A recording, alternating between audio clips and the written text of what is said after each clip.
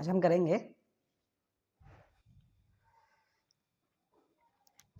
करेंगे गणित कक्षा 6 का अभ्यास 5B।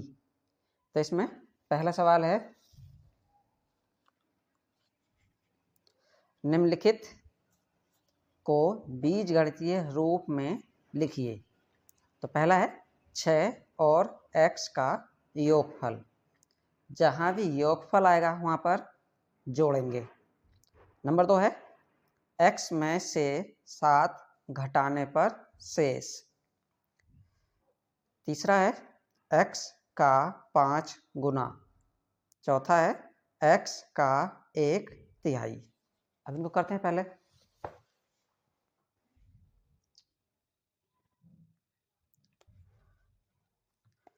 पहला है 6 और x का योगफल। तो योगफल कैसे निकालेंगे दोनों का?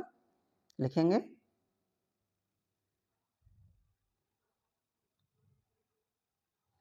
योगफल बराबर इन दोनों के बीच में प्लस का निशान लगा देंगे। बस ये आंसर हो गया। योगफल में दोनों के बीच में प्लस का निशान। दूसरा है x में से 7 घटाने पर शेष क्या बचेगा? तो लिखेंगे शेष बराबर किस में से घटाना है उसको पहले लिखेंगे। तो x में से घटाना है तो x पहले लिखेंगे, फिर माइनस कितना घटाना है 7, तो 7 ये आंसर हो गया। तीसरा x का 5 गुना, चाहे तो गुना या गुणा। तो इसमें x गुणा 5 लिख देंगे तो कितना हो जाएगा ये 5x। ये आंसर हो गया। x का 1/3। अब इसमें x ऐसे लिखेंगे, का की जगह कर देंगे गुणा 1/3 यानी कि 1 का 3वां भाग। तो 1 के कितने भाग करने हैं 3, यानी कि 3 से भाग लगाएंगे। x ऐसे ही का की जगह गुणा कर लिए 1/3 यानी 1 के 3 भाग। तो 1 ऊपर 3 नीचे, तो 1/3 कितना हो जाएगा? ये ऊपर x है, यहाँ पर 1 है तो x ही लिख देंगे इसमें 1/3x। ये आंसर हो जाएगा। अब क्वेश्चन नंबर 2।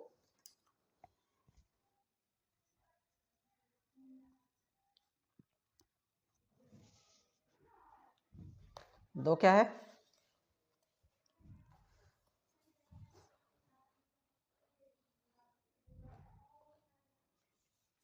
दूसरा है निम्नलिखित कथनों को संख्याओं, बीजों तथा मूल संक्रियाओं के चिन्हों की सहायता से व्यक्त कीजिए। तो पहला है वृत्त का व्यास उसकी त्रिज्या का 2 गुना होता है। दूसरा है वर्ग का परिमाप उसकी एक भुजा का 4 गुना होता है। तीसरा है आयत का क्षेत्रफल उसकी लंबाई तथा चौड़ाई का गुणनफल होता है। चौथा है लाभ, विक्रय मूल्य तथा क्रय मूल्य के अंतर के बराबर होता है, जबकि विक्रय मूल्य क्रय मूल्य से अधिक हो।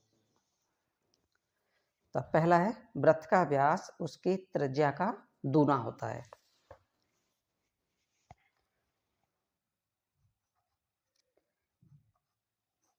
वृत्त का व्यास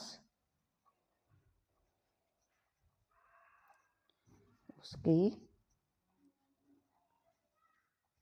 त्रिज्या का 2 गुना या 2 गुना होता है। अब जैसे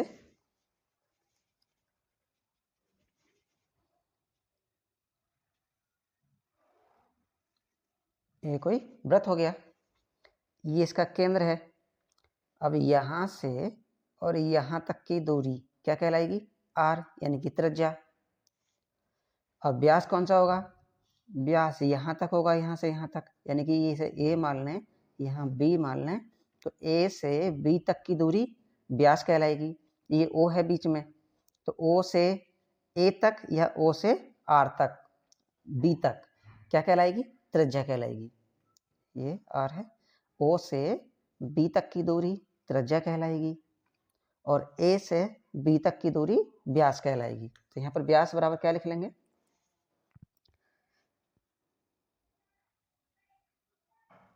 तो व्यास इसमें ए भी है। अब ए भी देखो, ये भी आर होगी, यहाँ से और यहाँ तक, ओ से ए तक, और ओ से बी तक भी क्या है? त्रिज्या है, क्योंकि केंद्र से परिधि पर कहीं भी मिलाएं वो क्या कहलाएगी? त्रिज्या। केंद्र से परिधि तक की दूरी क्या कहलाती है?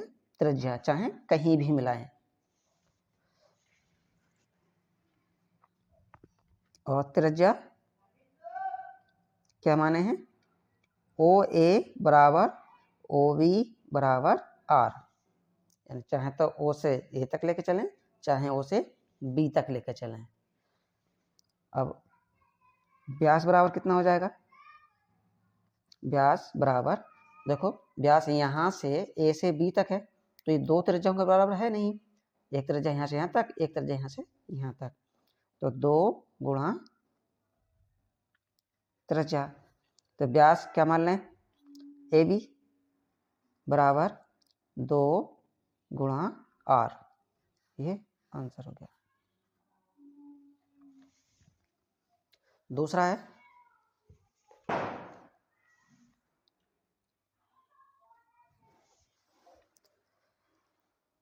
है, वर्ग का परिमाप उसकी एक भुजा का 4 गुना होता है।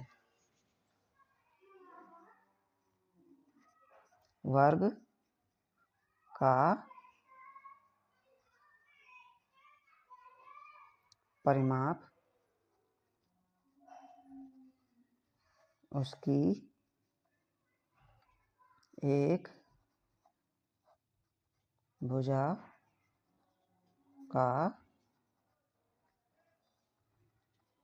4 गुना होता है।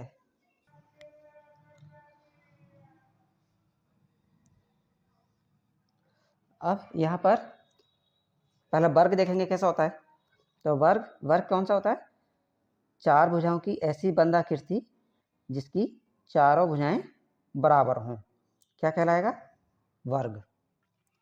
माना कि ए बी सी डी क्या है? एक वर्ग है, इसकी चारों भुजाएं बराबर हैं,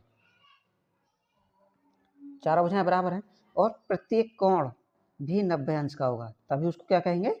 वर्ग कहेंगे। अब जब चारों भुजाएं बराबर होंगी तो माना कि ये x है, ये भी x होगी, ये भी x होगी, ये भी x होगी। अब इसने कहा परिमाप। परिमाप क्या होता है? चारों तरफ की दूरी क्या कहलाएगी? परिमाप कहलाएगी। यहाँ पर माना वर्ग की भुजा क्या मानी है? x।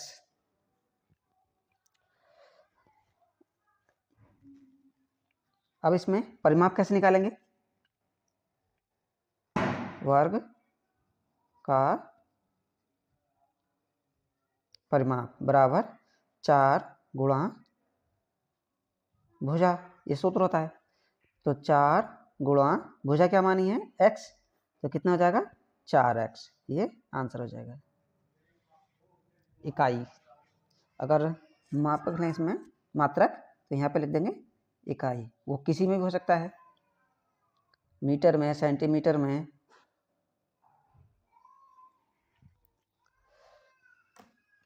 तीसरा,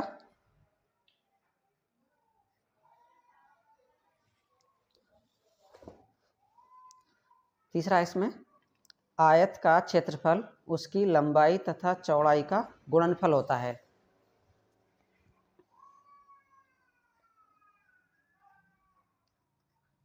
आयत का क्षेत्रफल उसकी लंबाई तथा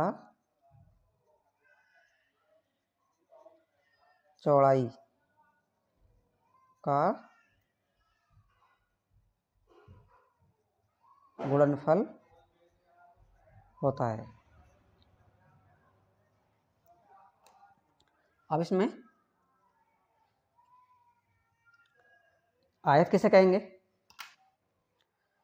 तो आयत यानी कि चार भुजाओं की बंद आकृति जिसमें आमने सामने की भुजा बराबर हों और प्रत्येक कोण 90 अंश हो, क्या कहलाएगा?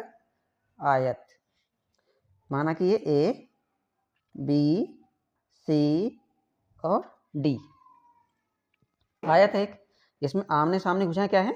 बराबर हैं। इसके सामने की भुजा ये है तो ये दोनों बराबर हैं, इसके सामने की भुजा ये है तो ये दोनों बराबर हैं, और चारों कोण कैसे हैं? 90 अंश के। तो क्या कहलाएगा?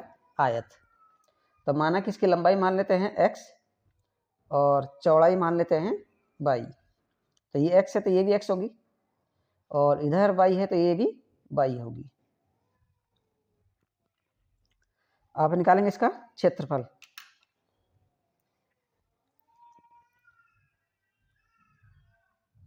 आयत का क्षेत्रफल बराबर लंबाई गुणा चौड़ाई। तो लंबाई कितनी है इसमें? x गुणा चौड़ाई कितनी है? y।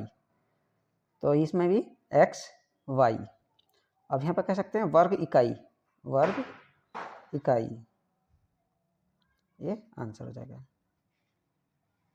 चौथा,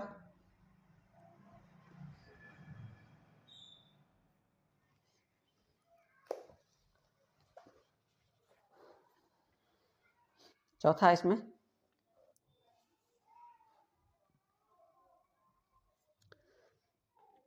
लाभ विक्रय मूल्य तथा क्रय मूल्य के अंतर के बराबर होता है। अंतर का मतलब घटाएंगे, किस में से क्या घटाएंगे? विक्रय मूल्य में से क्रय मूल्य। यानी कि लाभ का सूत्र क्या है? लाभ बराबर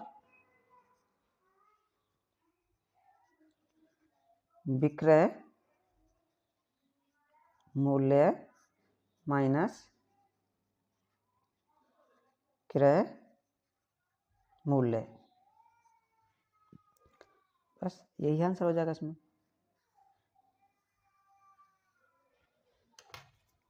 ये आंसर हो जाएगा। अब क्वेश्चन नंबर 3।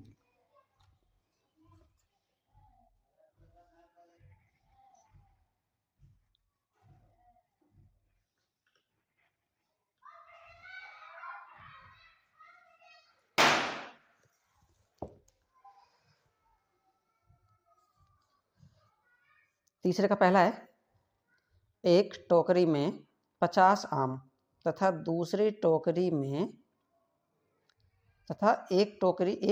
टोकरी में x आम हैं। पहली टोकरी में दूसरी टोकरी से कितने आम अधिक हैं? तो किस में अधिक बता रहा अब? पहली टोकरी में दूसरी टोकरी से कितने आम अधिक हैं? तो अधिक वाले में से कम वाले घटा देंगे। तो यहाँ पर पहली टोकरी में आम कितने हैं? 50। दूसरी टोकरी में आम बराबर कितने हैं? x। तो पूछा कि पहली टोकरी में कितने अधिक आम हैं? पहली टोकरी में अधिक आम बराबर अधिक आम बराबर क्या करेंगे, पहली टोकरी में अधिक है तो पहली टोकरी का पहले लिखो, यानी कि 50 घटा दो दूसरी टोकरी के आम, तो ये आंसर हो जाएगा।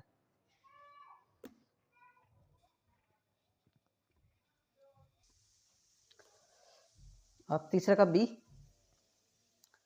का बी है, एक विद्यालय में कुल 100 छात्र हैं जिनमें से x छात्र अनुपस्थित हो गए, तो उपस्थित छात्रों की संख्या ज्ञात कीजिए। अब कुल कितने हैं छात्र, 100 हैं, अनुपस्थित कितने हो गए, x, तो जो अनुपस्थित हैं वो तो वहाँ रखने ही नहीं है, उन्हें क्या करेंगे, घटा देंगे, तो उपस्थित कितने हो जाएंगे, वहाँ पर प्रेजेंट कितने हो जाएंगे, तो 100 में से हम क्या करेंगे, जो अनुपस्थित हैं उनको घटा देंगे, तो 100 में से x घटा देंगे, आंसर आ जाएगा। कुल छात्र कितने हैं, कुल छात्र हैं 100, अनुपस्थित कितने हो गए,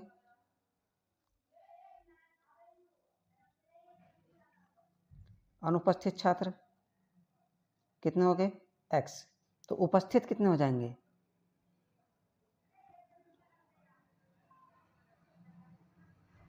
उपस्थित छात्र कितने हो जाएंगे, कुल कितने हैं 100 और कितने नहीं आए x, ये अनुपस्थित है। अभी ये कितने हो जाएंगे, माना कि 100 छात्र हैं उनमें से 25 नहीं आए, तो कितने आए, तो 100 में से 25 घटाएंगे तो 75 आए हैं, तो ऐसे इसमें कर रहे हैं। अनुपस्थित यानी कि आए नहीं है ये विद्यालय, तो x नहीं आए हैं, जो नहीं आए हैं उनको क्या करेंगे, घटा देंगे, तो ये आंसर हो जाएंगे।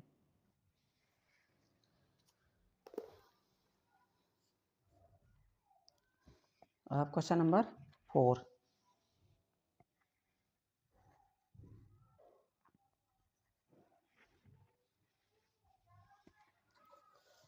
चौथा है,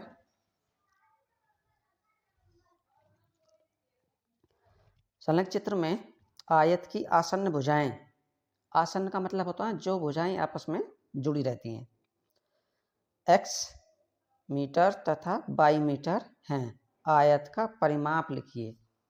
तो इसमें चौथे में है, ये आयत है,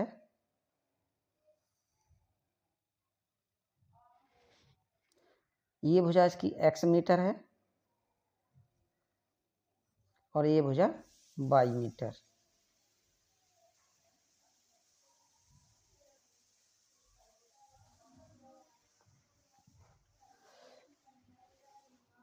तो इसकी लंबाई कितनी है, आयत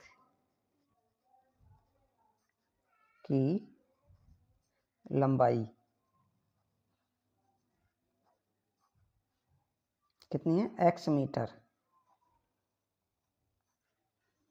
आयत की चौड़ाई कितनी है,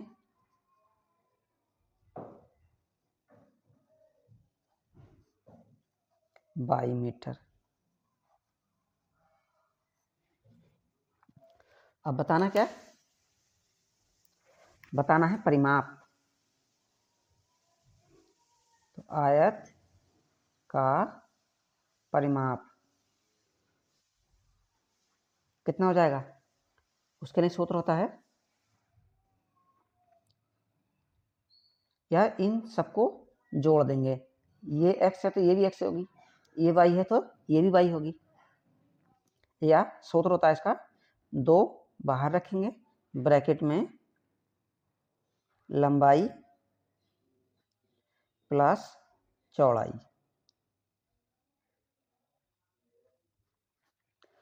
तो 2 ऐसे रखें ब्रैकेट में, लंबाई कितनी है x प्लस चौड़ाई कितनी है y, बस ये आंसर हो जाएगा मीटर।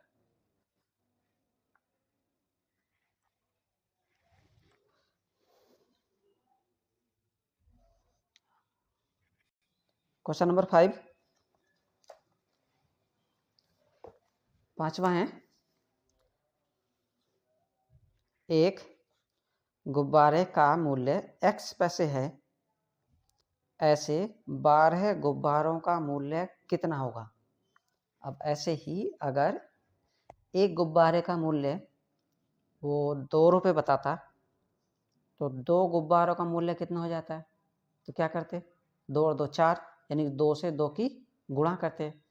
ऐसे ही अगर 3 गुब्बारों का मूल्य पूछेगा तो उसकी 2 की 3 से गुणा करते, 2 3 6। ऐसे ही यहाँ पर एक गुब्बारे का मूल्य x है, तो जितने गुब्बारे पूछेगा उससे इसकी गुणा करा देंगे।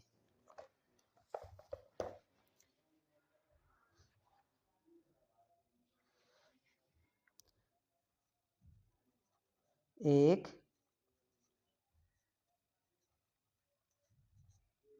गुब्बारे का मूल्य कितना है? x पैसे। तो 12 गुब्बारों का मूल्य, 12 गुब्बारों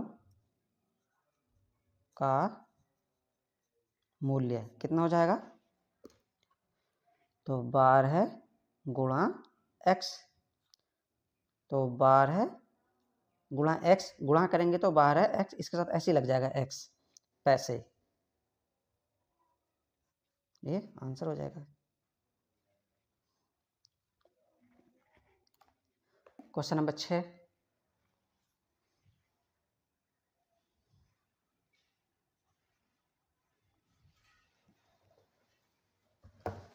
है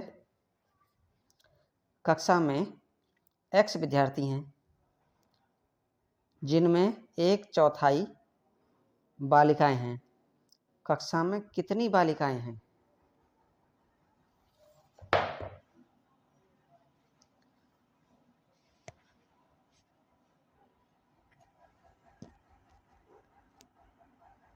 कक्षा में कुल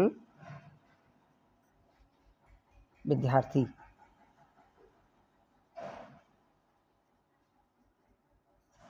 कितने हैं? x, और बालिकाएं कितनी हैं? 1/4। तो कक्षा में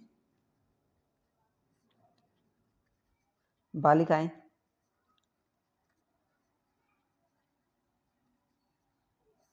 1/4 हैं, यानी कि x का 1/4। अब इसको कैसे लिखेंगे? x का की जगह करेंगे गुणा, 1/4 ऐसे ही। अब इनकी गुणा करा देंगे तो कितना आ जाएगा? संख्या को पहले लिख दो, 1/4x, यही आंसर हो जाएगा। क्वेश्चन नंबर 7,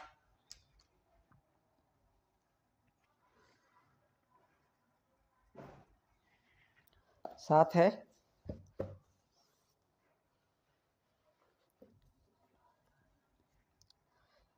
संलग्न चित्र में एक वर्ग की भुजा a सेंटीमीटर है, तो वर्ग का परिमाप लिखिए।